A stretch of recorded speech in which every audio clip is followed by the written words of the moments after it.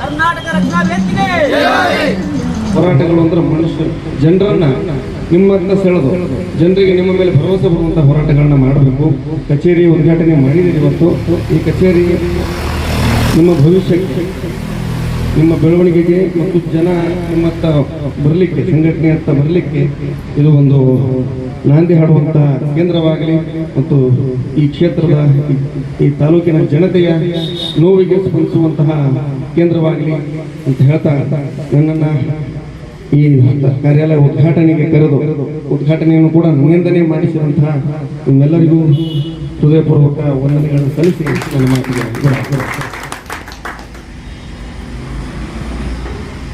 ಧನ್ಯವಾದಗಳು ನಮ್ಮ ಜಿಲ್ಲಾಧ್ಯಕ್ಷರಿಗೆ. ಹಾಗೆ ನಾವು ಅಂದುಕೊಂಡಂತ ಒಂದು ಪೌರ ಕಾರ್ಮಿಕರಿಗೆ ಒಂದು ಸತ್ಕಾರ ನಮ್ಮ ಜಿಲ್ಲಾಧ್ಯಕ್ಷರಿಗೂ ಎಲ್ಲ ನಮ್ಮ ಪದಾಧಿಕಾರಿಗಳಿದ್ದಾರೆ. ನಂತರ ಸಿಗುತ್ತೆ ಅದರೊಳಗೊಂದು ಏನಾದ್ರು ಮಾಡಿಕೊಳ್ಳುವ ಅಂತ ಭಾವನೆಯಿಂದ ಹೊರಗೆ ಬಂದ ಇದು ನಮ್ಮದು, ನನ್ನ ಸಂಘಟನೆ, ನಮ್ಮ ಸಂಘಟನೆ, ಇವರೆಲ್ಲ ನಮ್ಮವರು ಅಂತ ಸಂಘಟನೆಯನ್ನು ಕಟ್ಟಿಲ್ಲ. ನೀವು ಅಷ್ಟೇ ಶಾಲಕಂದ್ರೆ ಅಷ್ಟೇ ನಮ್ಮವರಲ್ಲ, ಶಾಲಕಂದ್ರೆ ಅಂದ್ರೂ ಅಷ್ಟು ಕುಟುಂಬ ಆದರೆ ಇಡೀ ಹುಣಗುಂದ ತಾಲೂಕು ನಿಮ್ಮನ್ನು ನಂಬಿಕೊಂಡ ಜನತೆ. ಬರೀ ಚುನಾಯಿತರಾದವ್ರು ಮಾತ್ರ ಜವಾಬ್ದಾರಿ ನಿಭಾಯಿಸ್ಬೇಕಂತೇನಿಲ್ಲ. ಒಂದು ಸಹಿ ಮಾಡಿ ಯಾರಿಗೂ ಒಂದು ಫ್ಲಾಟ್ ಕೊಡೋ ಅಧಿಕಾರ ಇಲ್ಲ, ಯಾರಿಗೊಂದು ಮನೆ ಕೊಡೋ ಅಧಿಕಾರ ಇಲ್ಲ, ಯಾರಿಗೂ ಸಾಲ ಕೊಡೋ ಅಧಿಕಾರ ಇಲ್ಲ ಅಂತ ಅನ್ನೋ ಭ್ರಮೆಯಿಂದ ಹೊರಗೆ ಬರೀ ಸಹಿ ಮಾಡಿಸಿ ಕೊಡಿಸುವಷ್ಟು ಶಕ್ತಿ ನಮ್ಮ ಹತ್ರ ಐತಿ. ಅದನ್ನು ಅರ್ಥ ಮಾಡಿ ಯಾವನಾದರೂ ಇರಲಿ, ಮಂತ್ರಿ ಆಗಲಿ, ಶಾಸಕರಾಗಲಿ, ಮುಖ್ಯಮಂತ್ರಿ ಆಗಲಿ, ಯಾರನ್ನಾದರೂ ಎದುರಿಸುವಂಥ ಧೈರ್ಯ. ಅನೇಕ ಹೋರಾಟಗಳನ್ನು ನಮ್ಮ ಹಿಂದೆ ಮೆಡಿಕಲ್ ಕಾಲೇಜ್ ವಿಚಾರಗಳನ್ನು ಮಾಡಿದ ಹೋರಾಟಗಳನ್ನ ನೀವು ನೋಡಿರ್ಬೋದು. ಮುಖ್ಯಮಂತ್ರಿಗಳ ಬಸ್ಸಿಗೆ ಮುಖ್ಯಮಂತ್ರಿಗಳು ಎದುರ ನಿಲ್ಲಿಸ್ಕೊಂಡು ಧಿಕ್ಕಾರ ನಿನಗೆ ಅಂತ ಕ್ವಶನ್ದಾಗ ಮಾತಾಡಿದ್ರು. ಏನು ಮಾಡೋಕ್ಕಾಗಿಲ್ಲ. ಪೊಲೀಸರು ಕರ್ಕೊಂಡು ಹೋಗಿ ಮತ್ತೆ ಊಟ ಮಾಡಿಸಿ ಕರ್ಕೊಂಡು ಬಂದ್ಬಿಟ್ಟು ಹೋಗ್ತಾರೆ. ನಮ್ಮ ನೀವು ಊರು ಬಂದಿರಲಿಲ್ಲ ಅಂತ ಮನೆ ಅವ್ರ ಚಿಂತನೆ ಬೇರೆ ಇರ್ತದೆ. ಹೋರಾಟ ಇರುವಾಗ ನಮ್ಮ ನೈತಿಕತೆ ಎಷ್ಟಿರುತ್ತೆ ಅನ್ನೋದು. ಮುಖ್ಯಮಂತ್ರಿ ಯಾವನಾದರೂ ಬರಲಿ ನಾನು ಹೆದರಬಾರ್ದು. ನನ್ನ ಹತ್ರ ಧೈರ್ಯ ಐತಿ ಅಂತಂದ್ರೆ ಸಂಘಟನೆ ಒಳಗೆ ನಿಮ್ಮ ಧೈರ್ಯ ತುಂಬುವಂಥ ಕೆಲಸ ನಿರಂತರ ನಾವು ಮಾಡ್ತೀವಿ. ನೀವು ಧೈರ್ಯವನ್ನು ತೆಗೆದುಕೊಂಡು ನಿಮಗೆ ಅಧಿಕಾರಿಗಳು ಮತ್ತು ಜನಪ್ರತಿನಿಧಿಗಳು ಹೆದರಬೇಕು, ಸಾರ್ವಜನಿಕರಲ್ಲ. ಅತಿ ದೊಡ್ಡ ಸಮಸ್ಯೆ ಬಹಳ ಸಂಘಟನೆಗಳಲ್ಲಿ ನಡೆದಿರೋದೇನು ಅಂತಂದ್ರೆ ಈ ಸಂಘಟನೆಯ ಮುಖಂಡರುಗಳು ಏನು ಮಾಡ್ತಾರೆ ಅಂತಂದ್ರೆ ಜನರನ್ನು ಹೆದರಿಸ್ತಾರೆ. ಅಧಿಕಾರಿಗಳು ರಾಜಕಾರಣಿಗಳು ಮುಂದೆ ಹೋಗಿ ಕೈ ಕಟ್ಕೊಂಡಿರ್ತಾರೆ. ಇದನ್ನು ಬದಲು ಮಾಡಬೇಕು ಅಂತ ಅನ್ನೋದೇ ನನ್ನ ಉದ್ದೇಶ. ಸಂಘಟನೆ ಜಿಲ್ಲಾಧ್ಯಕ್ಷನಾಗಿ ನನ್ನ ಧ್ಯೇಯ. ನಿಮ್ಮ ಹೆಸರು ಕೇಳಿದ್ರೆ ಅಧಿಕಾರಿಗಳಿಗೂ ಜನಪ್ರತಿನಿಧಿಗಳಿಗೂ ಭಯ ಇರಬೇಕು, ಜನರಿಗೆ ಗೌರವ ಇರಬೇಕು. ಬಗ್ಗೆ ಶರಣು ಬರ್ತಾನೆ ಅಂತಂದ್ರೆ ನಮ್ಗೆ ನ್ಯಾಯ ಸಿಗುತ್ತೆ ಅಂತ ಅನ್ನೋ ನಂಬಿಕೆ, ಗೌರವ ಜನರಿಗೆ ಇರಬೇಕು. ಶರಣು ಬರ್ತಾನೆ ಅಂತಂದ್ರೆ ನಮ್ಮ ಮನೆಗೆ ಕಳಿಸ್ತಾನೆ, ಇಲ್ಲಿ ನಮ್ಮ ಬುಡಕ್ಕೆ ಬೆಂಕಿ ಇಡ್ತಾನೆ. ಮತ್ತು ನೀವು ಎತ್ತುವ ಧ್ವನಿ ನ್ಯಾಯದ ಪರವಾಗಿದ್ದರೆ, ನ್ಯಾಯಯುತವಾಗಿದ್ದರೆ, ಜನರ ಪರವಾಗಿದ್ದರೆ ಎಂಥದೇ ಪರಿಸ್ಥಿತಿ ಬಂದರೂ ನಾನು ವೈಯಕ್ತಿಕವಾಗಿ ಕೂಡ ನಾನು ನಿಮ್ಮ ಜೊತೆ ನಿಲ್ತೀನಿ. ಇದು ನನ್ನ ಜೀವಮಾನದ ಅನುಭವ, ನನ್ನ ಧ್ಯೇಯ. ಯಾರೇ ಕಷ್ಟದಲ್ಲಿದ್ದಾರೆ ಅಂತಂದ್ರು ದುಡ್ಡು ಕೊಡುವಷ್ಟು ಶ್ರೀಮಂತರಿಲ್ಲ, ಆದರೆ ಧ್ವನಿ ಕೊಡುವಷ್ಟು ಧೈರ್ಯವಂತ ನಾನಿದ್ದೀನಿ. ನೀವು ಕೂಡ ದುಡ್ಡು ಕೊಡಬೇಕು ಅಂತ ನಾನು ಹೇಳೋದಿಲ್ಲ. ದುಡ್ಡು ಖರ್ಚು ಮಾಡೋ ಅವಶ್ಯಕತೆ ಇಲ್ಲ. ಇಲ್ಲಿ ನೀವು ಜನರ ಪರ ಧ್ವನಿಯಾಗೋದು ಮುಖ್ಯವಾಗಿದೆ. ಆ ಜನಸಂಖ್ಯೆ ಕಡಿಮೆ ಆಗ್ತದೆ. ಕಣ್ಣೆದುರಿಗೆ ಅನೇಕ ಅಕ್ರಮಗಳು ನಡೀತಾ ಇದ್ದಾರೆ. ಆ ಅಕ್ರಮಗಳನ್ನು ನೋಡದಂತೆ ಇರೋದು ಕೂಡ. ಪೂರ್ಣಚಂದ್ರ ತೇಜಸ್ವಿ ಅವರು ಹೇಳ್ತಾರೆ ಒಂದು ಕಡೆ, ಈ ದೇಶ ಹಾಳಾಗಿದ್ದು ಭ್ರಷ್ಟಾಚಾರದಿಂದ, ಲೂಟಿಕೋರರಿಂದಲ್ಲ, ಇವೆಲ್ಲವನ್ನು ನೋಡಿ ಸುಮ್ಮನಿರೋ ಜನರಿಂದ ಈ ದೇಶ ಹಾಳಾಯಿತು ಅಂತ. ಈಗ ಸುಮ್ಮನೆ ಇರದೇ ಇರುವಂತಹ ಸ್ಥಿತಿಗೆ ನಮ್ಮ ಜಿಲ್ಲೆ ಆಗಲಿ, ನಮ್ಮ ರಾಜ್ಯವಾಗಲಿ ಬಂದಿದೆ. ನಾವೆಲ್ಲರೂ ಧ್ವನಿ ಅಂತುವಂತ ಕೆಲಸ ಆಗಬೇಕು. ಅದಕ್ಕೊಂದು ಕೇಂದ್ರ ಬಿಂದುವಾಗಿ ಒಂದು ಕಚೇರಿ ಆಗಿದೆ. ಈ ಕಚೇರಿಯಲ್ಲಿ ಅನೇಕ ವಿಷಯಗಳನ್ನು ಚರ್ಚೆ ಮಾಡಬಹುದು. ಇದರ ಜೊತೆಗೆ ಇನ್ನಷ್ಟು ಕಚೇರಿಯಲ್ಲಿ ಹೆಚ್ಚುವರಿ ಕಾರ್ಯಕ್ರಮಗಳನ್ನು ಮಾಡ್ತಿದ್ದೀರಿ ನೀವು. ಅದು ನಿಮ್ಮ ಆರ್ಕೆಸ್ಟ್ರಾದಾಗಲಿ, ಸಂಗೀತ ತಂಡದ್ದಾಗಲಿ, ಜೊತೆಗೆ ಇನ್ನಿತರ ಕೆಲಸಗಳೆಲ್ಲವೂ ಆಗಬಹುದು. ಯಾಕಂದ್ರೆ ಹೊಟ್ಟೆ ತಣ್ಣಗಿದ್ರೆ ಮೆದುಳು, ಮನಸ್ಸು, ವಿಚಾರಗಳು ಎಲ್ಲ ತಣ್ಣಗಿರ್ತವೆ. ಆದರೆ ನಿದ್ದೆ ಒಂದೇ ಮಾಡಬೇಕು ಅಂತ ಹೇಳೋದು ಅಷ್ಟೇ. ಹೊಟ್ಟೆ ತಣ್ಣಗೈತೆ ಅಂತ ಮಲಗಬಾರ್ದು, ಸದಾ ಎಚ್ಚರವಾಗಿರಬೇಕು. ಅದು ಯಾವ ರೀತಿ ಅಂತ ಜನರಿಗೆ ಗೊತ್ತಿಲ್ಲ. ನಾವು ಇಲ್ಲಿ ಬಂದಿರೋದು ನಮಗೆ ಜವಾಬ್ದಾರಿ ಕೊಟ್ಟಿದ್ದಾರೆ. ರಾಜ್ಯಾಧ್ಯಕ್ಷರಾಗಲಿ, ನಮ್ಮ ರಾಜ್ಯ ವಕ್ತಾರರಾಗಲಿ, ಇಲ್ಲಿರೋರು ಎಲ್ಲರೂ ನಿಮ್ಮನ್ನು ನಂಬಿ ನಿಮ್ಮ ಮೇಲೆ ಅತಿಯಾದ ಭರವಸೆಯೊಂದಿಗೆ ನಿಮ್ಮೆಲ್ಲರಿಗೂ ಜವಾಬ್ದಾರಿಯನ್ನು ಕೊಟ್ಟಿರ್ತೀವಿ, ನಿಮ್ಮೆಲ್ಲರಿಗೂ ಅಧಿಕಾರವನ್ನು ಕೊಟ್ಟಿರ್ತೀವಿ. ನೀವು ಒಬ್ಬರು ಅಧ್ಯಕ್ಷರಿರ್ತೀರಿ, ಒಬ್ಬರು ಉಪಾಧ್ಯಕ್ಷರಿರ್ತೀರಿ, ಒಬ್ಬರು ಕಾರ್ಯದರ್ಶಿಗಳಿರ್ತೀರಿ, ಮತ್ತು ಘಟಕಗಳಲ್ಲಿ ಇರ್ತೀರಿ. ನೀವೆಲ್ಲರೂ ನಿಮ್ಮ ಅಧಿಕಾರ ಜವಾಬ್ದಾರಿಯನ್ನು, ಇಲ್ಲಿ ಹುದ್ದೆಗಳ ಮಾತ್ರ ಬೇರೆ ಬೇರೆ, ಜವಾಬ್ದಾರಿ ಎಲ್ರಿಗೂ ಒಂದೇ. ನೇತೃತ್ವ ತಗೊಳ್ಳಿಕ್ಕೆ ಅಧ್ಯಕ್ಷನೇ ಬರಬೇಕಂತೇನು ನಿಯಮ ಇಲ್ಲ. ನೇತೃತ್ವ ತಗೊಳ್ಳಿಕ್ಕೆ ಒಬ್ಬ ಕಟ್ಟಕಡೆಯ ಕಾರ್ಯಕರ್ತ ಯಾವುದೇ ಹುದ್ದೆ ಇಲ್ಲದ ನಮ್ಮ ಮೈಬೂಬನವರು ತಗೋಬಹುದು. ಅರ್ಥ ಆಯ್ತಲ್ಲ ಹೇಳೋದು? ಜಿಲ್ಲಾಧ್ಯಕ್ಷನಾಗಿ ನಾನು ತಗೋಬಹುದು, ಕಟ್ಟಕಡೆಯ ಕಾರ್ಯಕರ್ತನಾಗಿ ಒಬ್ಬ ಇವತ್ತು ಬಂದು ಸೇರ್ಕೊಂಡವನು ಕೂಡ ಹೋರಾಟ ಜವಾಬ್ದಾರಿಯನ್ನು ತಗೋಬಹುದು. ಆದ್ರೆ ಗಟ್ಟಿಯಾಗಿ ನೀವು ತಗೊಂಡ ನಂತರ ನಾವು ನಿಮ್ಮ ಜೊತೆಗೆ ನಿಲ್ಲೋದಿಲ್ಲ, ನೀವು ನಮ್ಮ ಹೇಳೋದರ್ಥ ಆಯ್ತಲ್ಲ.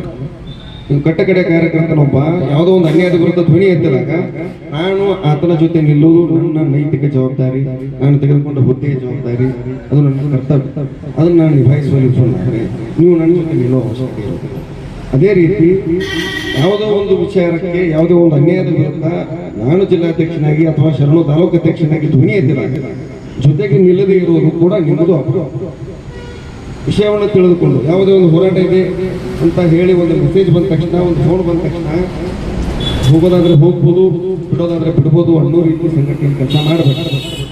ಯಾವ ಕಾರಣಕ್ಕೆ ಹೋರಾಟ ಮಾಡ್ತಿದ್ದೀರಿ ಅಂತ ನಾನು ಮೆಸೇಜ್ ಹಾಕಿದ್ರೆ ನನ್ನನ್ನು ಕೇಳಬೇಕು, ಶರಣು ಹಾಕಿದ್ರೆ ಶರಣನ್ನು ಕೇಳಬೇಕು, ಗಣೇಶ್ ಹಾಕಿದ್ರೆ ಗಣೇಶ್, ಯಾವ ಕಾರಣಕ್ಕೆ ಹೋರಾಟ ನೋಡ್ರಿ, ಈ ವಿಷಯಕ್ಕೆ ಅನ್ಯಾಯ ಆಗ್ತಾ ಇದೆ, ಈ ಕಾರಣಕ್ಕೆ ನಾವು ಧ್ವನಿ ಎತ್ತಬೇಕು. ವಿಷಯನ ತಿಳಿದುಕೊಂಡು ಹೋರಾಟಕ್ಕೆ ಪಾಲ್ಗೊಳ್ಳೋದಿಲ್ಲ, ಅದು ಮನಸ್ಸಿನಿಂದ.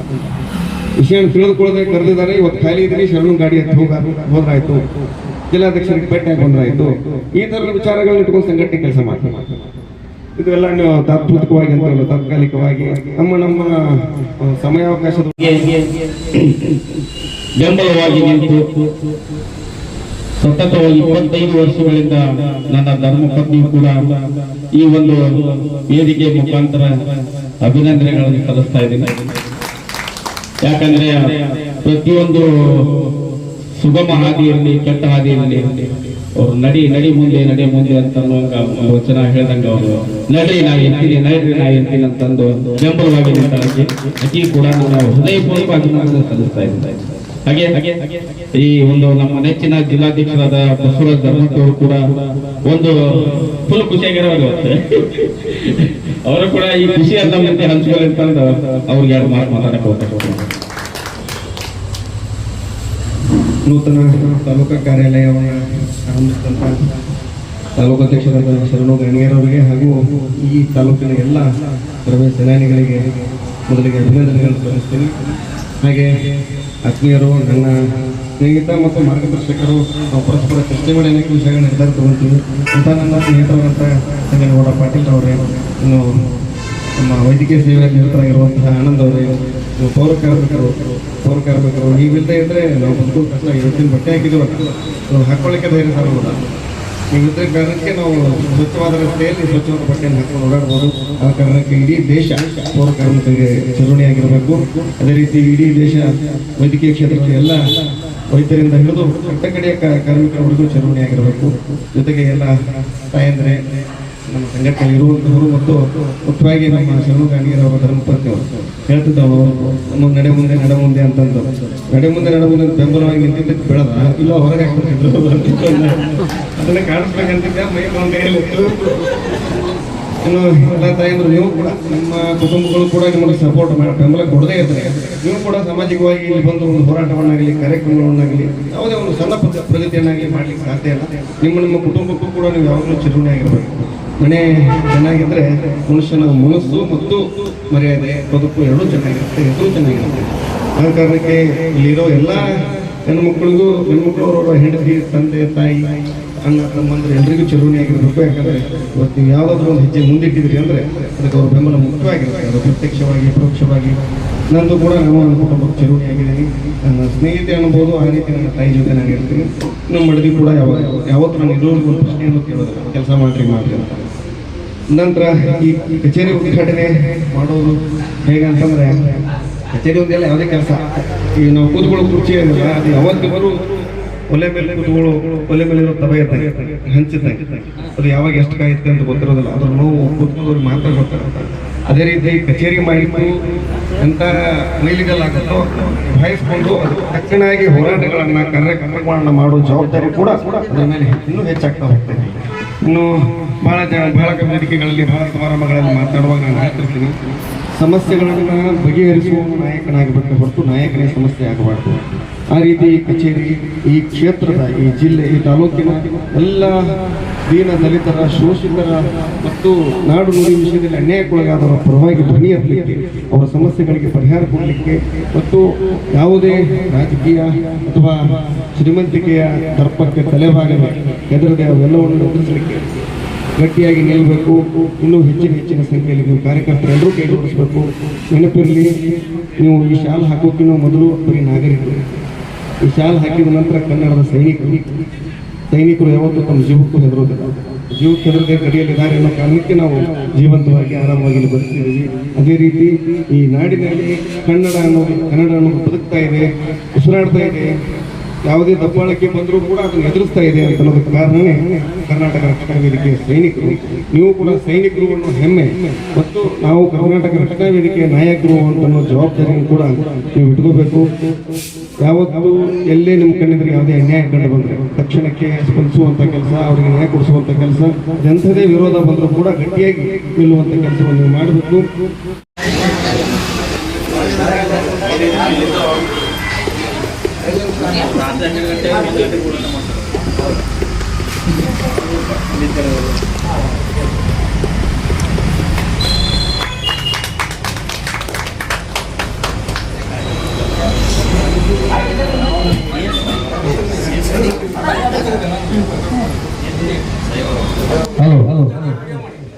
ನಮ್ಮ ನೆಚ್ಚಿನ ಜಿಲ್ಲಾಧ್ಯಕ್ಷರಾದ ಬಸವರಾಜ್ ಧರ್ಮಂತವರು ಕೂಡ ಈ ಕಾರ್ಯಕ್ರಮದ ಪೂರ್ವಕವಾಗಿ ಹೃದಯಪೂರ್ವಕ ಒಂದು ಹುಣಗುಂದ ತಾಲೂಕು ವತಿಯಿಂದ ಅಭಿನಂದನೆಗಳು.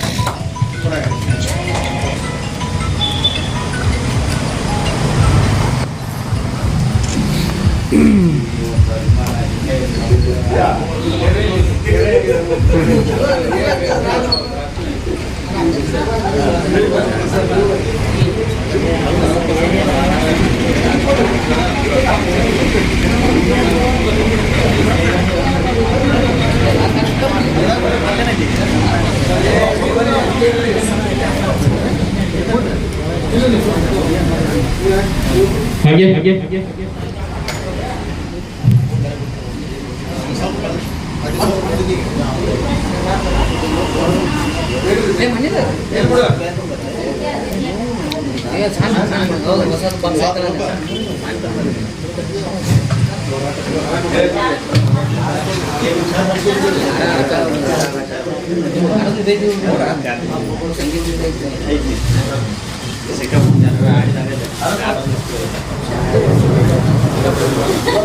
ನಿರಂತರವಾಗಿ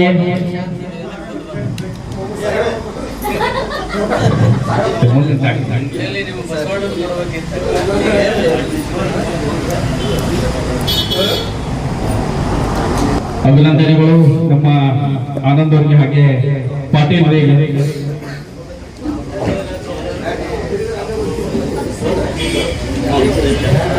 ಹಾಗೆ